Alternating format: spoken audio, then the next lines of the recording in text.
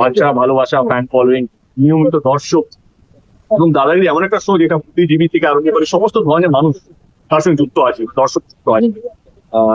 Of course it's huge responsibility. আমি এবং আমার টিম আমরা পোস্ট করে আজকে আমাদের প্রথম এবং আশা করি বা আশা রাখবো যে সেই ভালোবাসা গত 18 বছর ধরে, গত 10টা সিজন ধরে দাদাগিরি পেয়েছে, আগামী দিনেও ওরকম বা তার থেকেও বেশি যেতে পারে। দাদাগিরি অবশেষে সেটা দীপক অধিকারী করতে আসছে। মানে কোথাও একটু আমার যেন ব্যাপারটা হজম হতেই সময় লাগছে। হয় এরকমটা হোক যে দাদাগিরি করলে সৌরভ গাঙ্গুলি করবে, নয়তো সেটা আর হবে না।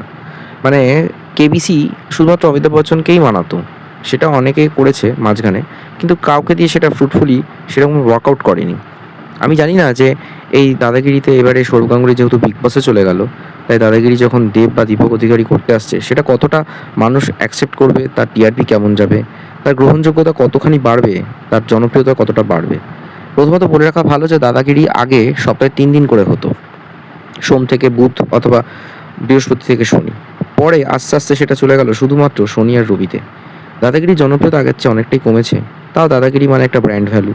দাদাগিরি মানে ইটসেলফ সৌরভ গাঙ্গুলির একটা শো। আর যত যাই হোক, যত করাপশনই হোক, শিল্পপতি হোক বা পলিটিক্যালি বায়াসড আনবায়াসড যে কন্ডিশনেই থাকুক, সৌরভ গাঙ্গুলির দাদাগিরি মানে একটা জনপ্রিয়তা ছিলই।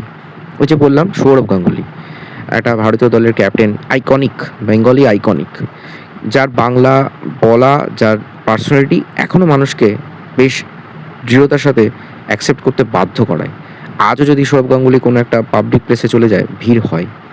হ্যাঁ, সময়ের সাথে সাথে আজকে দেব একজন অন্যতম বড় প্রডিউসার কাম অবভিয়াসলি কলকাতা বা টলিউড ইন্ডাস্ট্রির 1 নম্বর অভিনেতা, কিন্তু তাহলেও তার ওই বাংলা টানটা এখনও স্মুথ হয়নি। মুম্বাইতে বড় হয়ে ওঠা দীপক অধিকারীর এখনও বাংলার কিন্তু সেই টানটা স্মুথ হয়নি, সেই একটা হিন্দি ব্যাপার চলে আসছে। বাংলা কথাটা এখনও গুছিয়ে বলতে পারে না। সেই বাংলার একটা অন্যতম রিয়েলিটি শো কাম একটা অন্যতম নন কনভিকশন শো, সেই দাদাগিরি দেব কতটা টানতে পারবে, কতটা মানুষের মন জয় করতে পারবে, সেটা সময় বলবে। কিন্তু মাঝখান দিয়ে অনেক গঙ্গা দিয়ে জল বয়ে গেছে, যেখানে দেবেও অনেক রকম করাপশন, সেটা কয়লা চোর, গরু চোর নিয়েও জড়িত। সে কখনো টিএমসিতে ছিল, মাস্টার প্ল্যান, তারপর সেখান থেকে এনসিপিআই, অনেক কিছু ঘটেছে। শেষে একটা কথা বলতে চাই যে জি বাংলায় এই এনসিপিআই যে এমপি রচনা ব্যানার্জিকে সরিয়ে দেওয়া হলো, আনা হলো স্বস্তিকাকে। সেই এনসিপিআই অর্থাৎ প্রাক্তন তৃণমূল সাংসদ দেব হঠাৎ করে জি বাংলায় চলে এলো।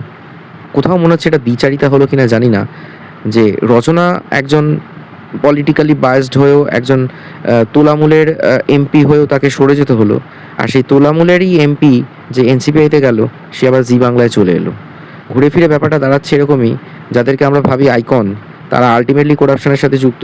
আবার তাদেরকেই দেখছি রাজনীতির অঙ্গে, তাদেরকেই দেখছি কোনো একটা রিয়েলিটি শো এর মঞ্চে, আবার তাদেরই সিনেমা ঘটা করে প্রচার করা হচ্ছে। হ্যাঁ, বলে রাখা ভালো যে দাদাগিরির এই প্ল্যাটফর্মে দেব তার নিজের সিনেমাগুলোর ডিরেক্ট প্রমোশন করতে পারবে। কোনো পার্টিকুলার সিনেমা প্রমোশনের জন্য যখন এপিসোড চাইতে হতো দাদাগিরিতে, যে সে একটা বইয়ের প্রমোশন করতে আসছে, সেটা এবারে দেবকে আর করতে হবে না, অন্তত এই সিজনটাতে। দুর্গাপুজো হোক বা তার সাথে ক্রিসমাসে তার যদি কোনো সিনেমা আসে, সে ডিরেক্ট এখানে প্রচার করে ফেলতে পারবে। সাথে করে সে শুভশ্রীকেও আনতে পারবে। আর অবভিয়াসলি এই দাদাগিরির ডিরেক্টর যে অভিজিৎ সেন, তার সাথে মোস্ট প্রবাবলি টনিক এবং তার সাথে প্রজাপতি সিনেমাটাও হয়েছিল, সেই জন্য খুব সহজেই সেই বইটা থেকে একেবারে সেই ডিরেক্টরের আন্ডারে দাদাগিরিতে চলে আসতে পারলো। হয়তো মোটা পারিশ্রমিক পাবে, অবভিয়াসলি প্রায় 150 কোটি টাকার একটা কোলাবোরেশন হয়েছে স্টার জলসার সাথে বিগ বস, যার জন্য সৌরভ গাঙ্গুলি এবারে জি বাংলা ছেড়ে চলে গেল স্টার জলসায়। আর সেই দাদাগিরির শূন্য প্ল্যাটফর্মে মঞ্চ কাঁপাতে আসছে এবার দেব। দেখা যাক 43 বছরের দেব কতটা দাদাগিরি করে মানুষের মন জয় করতে পারে, আর তার ফ্ল্যামবয়েন্সির জন্য মানুষ কতটা হাঁ করে তাকিয়ে থাকবে জি বাংলার দিকে, যেটা টক্কর দেবে উল্টো দিকে বিগ বসের সাথে।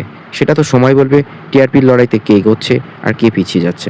দেখতে থাকুন বং স্টোরিজ। ভিডিওটা কেমন লাগলো অবশ্যই জানাবেন, আর নিজেদের মতামত কমেন্ট বক্সে জানান। চ্যানেলটা সাবস্ক্রাইব করুন, নোটিফিকেশন বাটন ক্লিক করুন, যাতে আরও এই ধরনের ভিডিও আপকামিং সমস্ত ডিটেলস আপনারা দেখতে পান এবং সময় মতো আপনাদের নোটিফিকেশানে চলে আসবে। নিজেদের মতামত জানান, ভিডিওটা শেয়ার করুন। Stay tune on Bong stories.